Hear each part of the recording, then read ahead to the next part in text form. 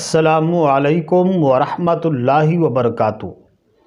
قاری احمد علی مہروی آپ کو اپنے یوٹیوب چینل آسان تعلیم قرآن پر خوش آمدید کہتا ہے۔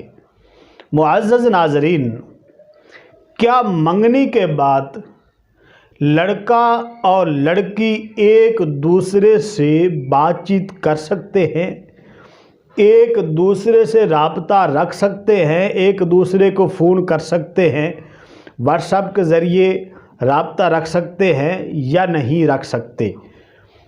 اس پر بات سننے سے پہلے آپ سے گزارش ہے کہ اگر آپ نے ابھی تک ہمارے چینل کو سبسکرائب نہیں کیا تو جلدی سے چینل کو سبسکرائب کر لیں، ساتھ بیل آئیکن کو بھی آل پہ کریں، اور ویڈیو کو آپ نے اپنی ذمہ داری سمجھ کر آگے ضرور شیئر کرنا ہے اور ویڈیو کو لائک بھی کر دینا ہے۔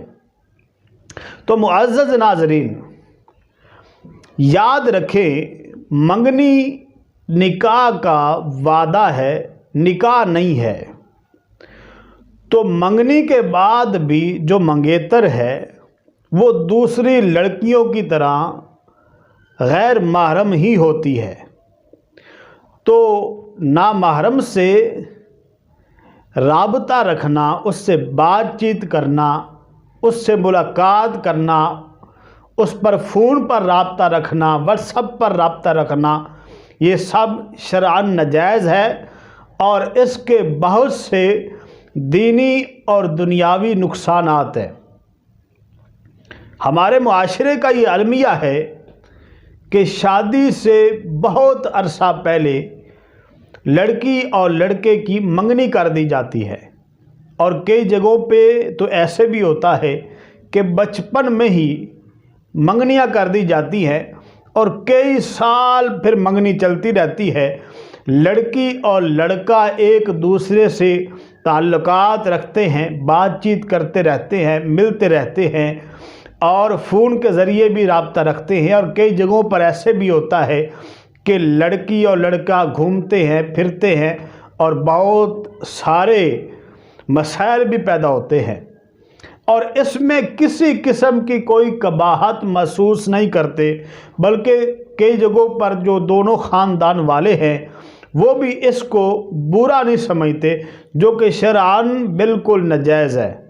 تو معزز ناظرین، ہونا یہ چاہیے کہ شادی سے کچھ عرصہ پہلے منگنی کریں اور پھر جلدی سے نکاح کر کے رخصتی کر دیں، تاکہ کسی بھی قسم کی برائی سے لڑکی اور لڑکا بچ جائے۔